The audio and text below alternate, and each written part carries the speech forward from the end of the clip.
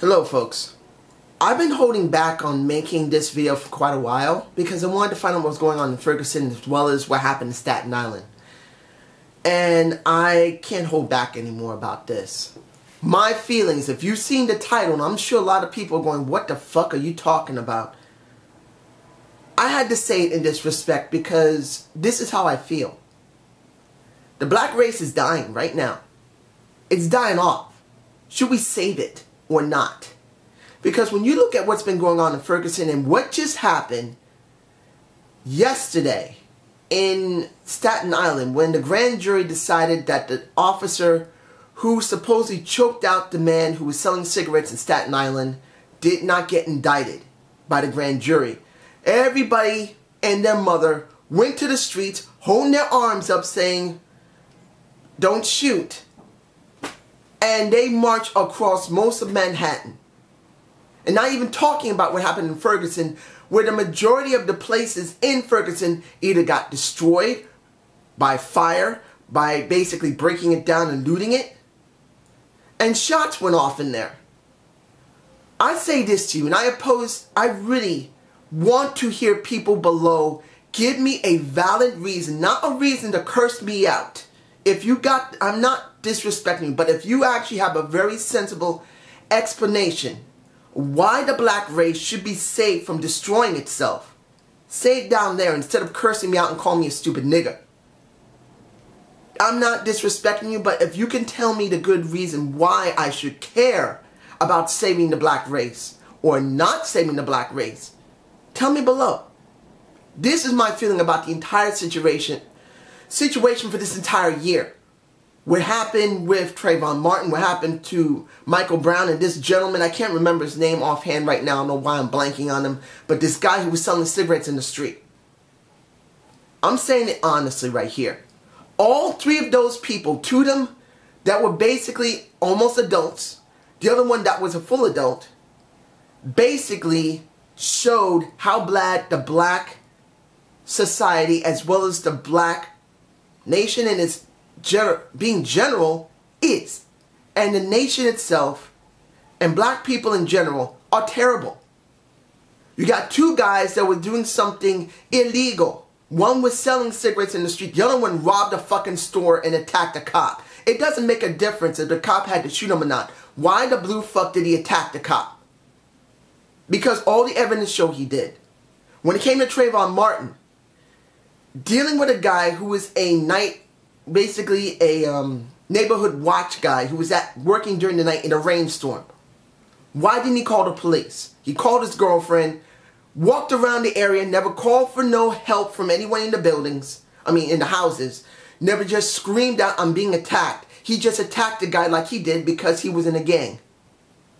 Now, I know a lot of people are going to say, what the fuck is wrong with you?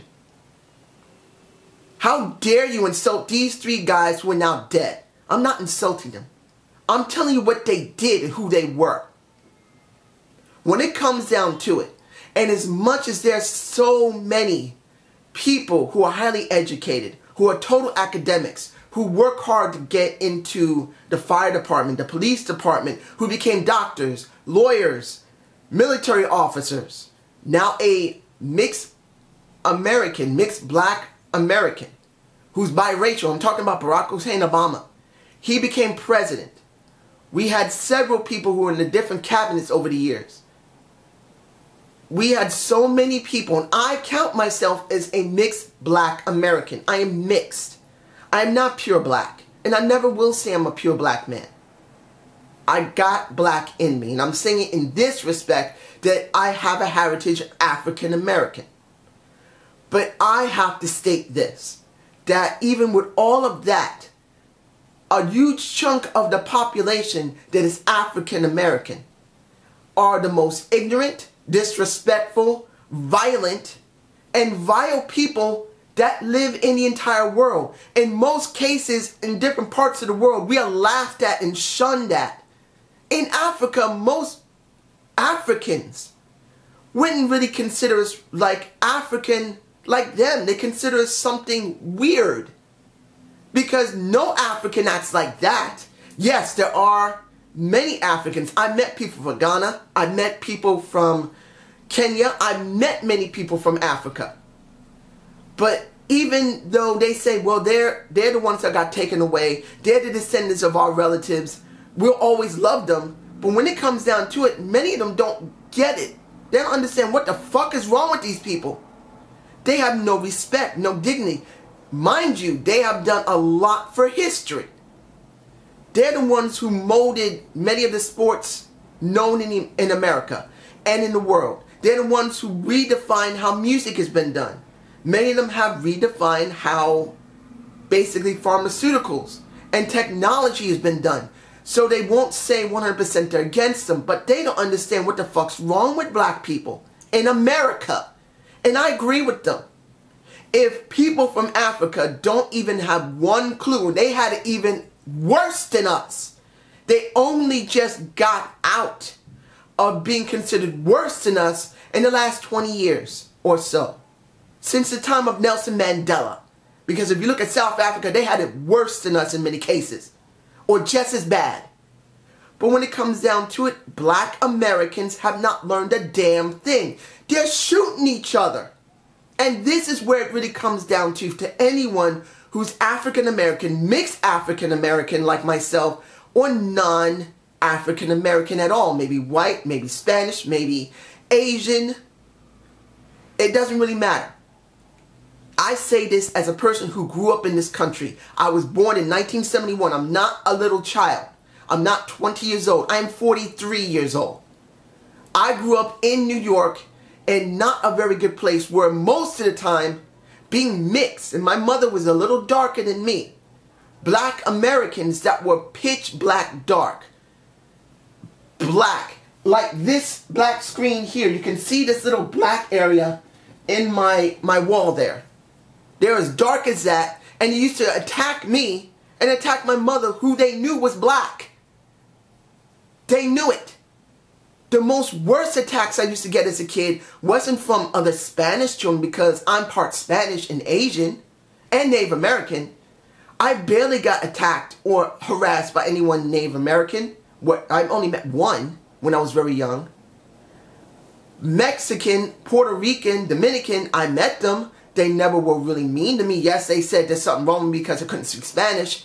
But the ones who attacked me and were bullying me were black. Now, why would they do that? There's a good reason.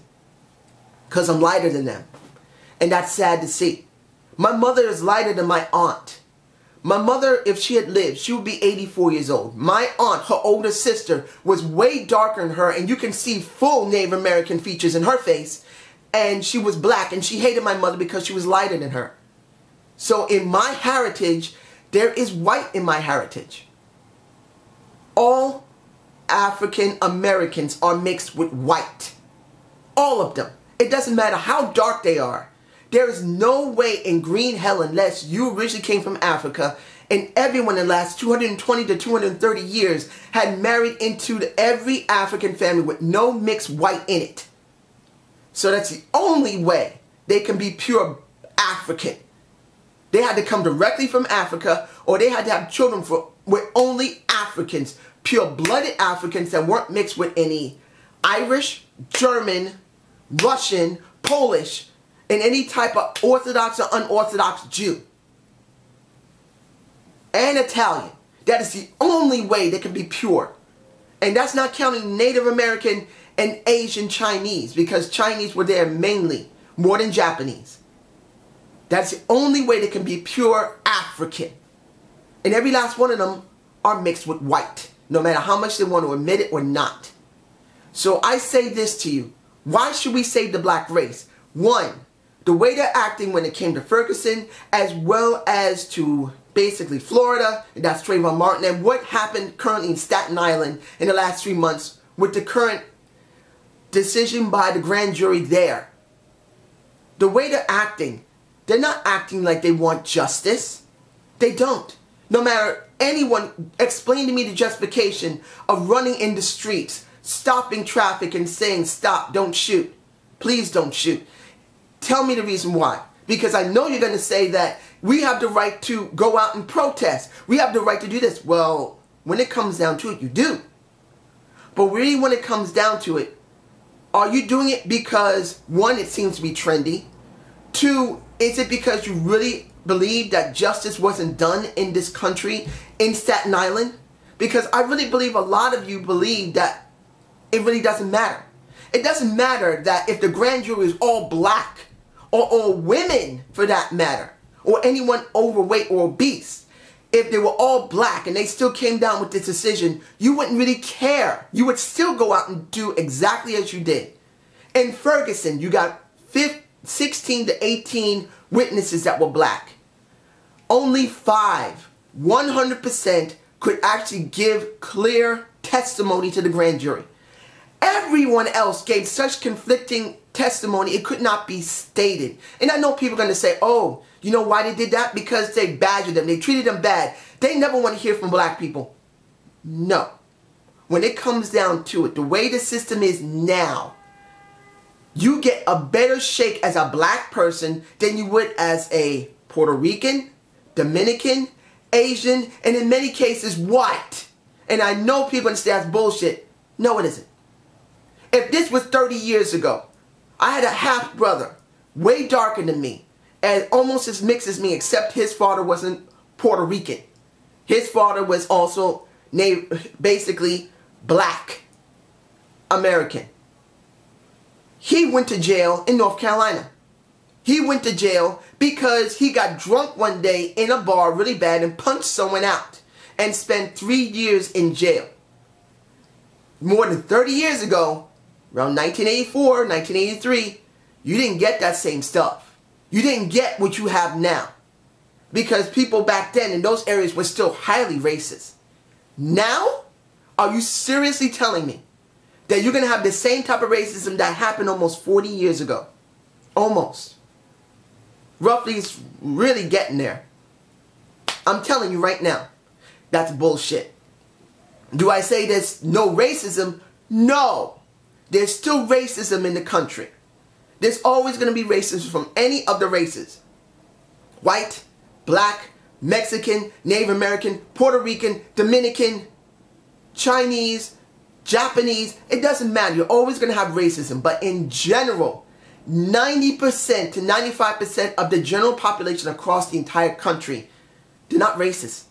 It's the last 5% that generally is very racist when it comes to the Ku Klux Klan, or especially when it comes to the new Black Panther Party, to the National Action Network, to the NAACP. Oh yeah, I know that. You know how I know that? I used to work in a nursing home. People I used to know who retired, who had relatives, also worked in a nursing home because luckily for them, those relatives actually were able to be in the same place where they worked. And they said it to me honestly. I asked them, so what is the NAACP really like? What is people like Sharpton and Jesse Jackson? Because you just left it like 3 or 4 years ago. You know what they said? They said, you know what? Those people don't give a fuck about black people anymore. The only thing they care about is money. Al Sharpton, to be seen by him, you got to have $5 grand up front. Jesse Jackson, the same thing. Any other of those black activists and civil rights leaders, to actually have a quiet, separate meeting with them, you got to have cash on hand. If you don't, they want to carry your ass. And I said, how can it be like that? He said, simple. Because they don't care about civil rights anymore. They care about having publicity. They care about power. They care about wielding power. The old adage, power corrupts, and absolute power corrupts absolutely, is true. Unless you're the type of people that understand that you are not the goal. Your message is. Martin Luther King understood that. And at the end, Malcolm X definitely understood that. Malcolm X, I believe, is a much more stronger historical figure than Martin Luther King. And I give it to you in this respect. With Martin Luther King, he grew up as the son of a pastor. He became one himself. And he wanted to make change. For Malcolm X, he decided after being basically almost like a crack addict, because he was on heroin, and I understand that better than anyone because my half-brother that I spoke about earlier, he was under heroin. Highly a bad heroin addict. I understand it better than anybody. I grew up with it. Luckily, I never got into the drug, and luckily he never tried to kill me, but I have to admit, because of the way he acted, I almost tried to strangle him to death because he was so dangerous. That's an entirely different story on its own. But he, Malcolm X, who was a heroin addict, cleaned himself up and decided he wanted to do something more than just be a piece of shit on the street when he got out of jail and just wanted to shoot up. He wanted to be more something. Now, was it right for him to be 100% black bashing and blasting white people at the time? For some of it, I will say yes. For some of it. Because of how bad the South was in the 50s and 60s. I'm not taking anything away from him. I understand his reasoning. But when you really see by the end, when he went to Mecca and he went up against Muslims that were from Saudi Arabia, that were from Afghanistan, that was from Pakistan, that was from basically Jordan and Egypt, and he saw different skin colors in India, he realized, holy shit, it isn't only black people who come to these places and pray. It's white. And as much as someone want to say someone from the Middle East isn't white, they're tan, they're white Middle Easterners. There are. I've seen people, I knew a family who was from Israel, directly from Israel. They moved to the country 15 years before. I was a small child. They came directly from Israel. And they were all white. They followed the basic teachings of the Bible. They were completely Orthodox Jews. 100% followed everything, not traditionally, but religiously. And they were white. And Malcolm X understood that. And when he spoke about it, what happened? His own people killed him. Just like with Martin Luther King died the same way. And I know people want to say, oh, those people killed King, they basically were paid off by white people. It doesn't make a difference. When it comes down to it, if your own people kill for profit, that means your own people don't care about their own. The only thing they care about is profit. And saying that I have no right to say that is dumb. For the simple reason that when it comes down to it, if your own people in general do not understand that they need to see beyond what they once were and decide they must change 180 degrees to be just as great as any other race, then they, in many cases, don't deserve to live. And me being part black, it hurts me to say that. I have black relatives. I love my cousins. I love them like they're my sisters. I grew up with them. I love them to death. But when I see other people and they don't act that way, and I know they don't, they kind of act like I do, that see that there's something wrong. You wonder, why does the black race have the right to exist in America? Why does the American black race even deserve to live at all? Because they don't want to change. They don't care. The only thing they want to do is destroy. This is what they truly want to do. They want power. That's what they generally want. They want power to say what they want to do, to act any way they want to act, to get whatever they want to get, and to complain any time and not to be chastised for it by any race. That's the power that the majority of black people want. They want total power. But they also don't want total power because they want to feel like they are the victim. So they could still feel like, well, you know what? We don't have total power, but you always leave us down. We always get treated bad. We'll never have any rights.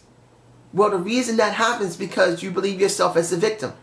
You don't want to empower yourselves. Now, I'm sure a lot of people who've seen this video saying, you know, you're really bashing the black race. You don't really want to survive. But you know what? I do. Because I see the true potential of what black people in America, Americans, can do. And you see, I say Americans because that's what we are. Is this country perfect? No. The way it was formed, it wasn't totally perfect. A lot of people had to be destroyed because of it. I'm part Native American. I'm part Cherokee. Somewhere in my line, I got it. And when it comes down to it, knowing full well that the different nations, including the Cherokee Nation, was almost totally decimated, breaks my heart. It makes me want to cry. There's not many Native Americans that are left that live on the reservations as it is. They're almost gone. So when you see this, you wonder, This country is terrible. Look what they've done to the Native Americans. At least they have their land, but they've been shuffled around so much and treated so like shit.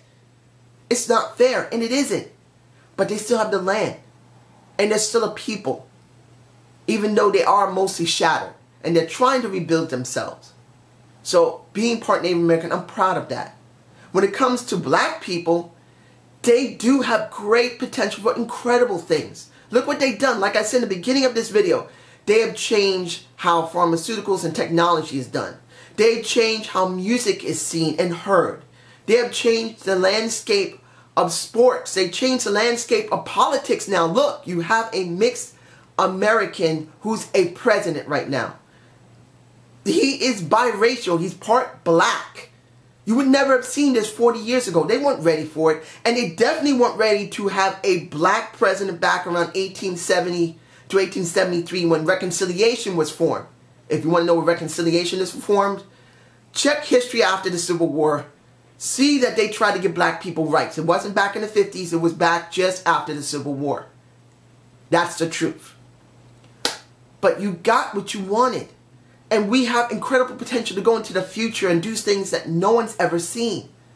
But as long as black people don't want it, they say they want it, but they don't want to come together as a people.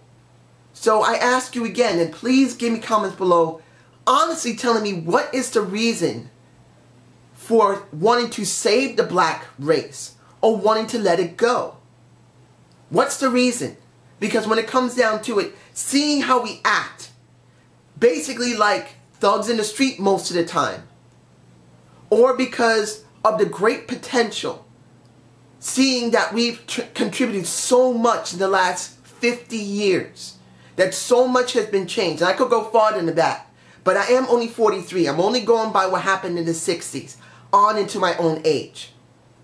But tell me, ladies and gentlemen, why should we save the black race? And no cursing or hatred. You know why? Because that will never get your point across.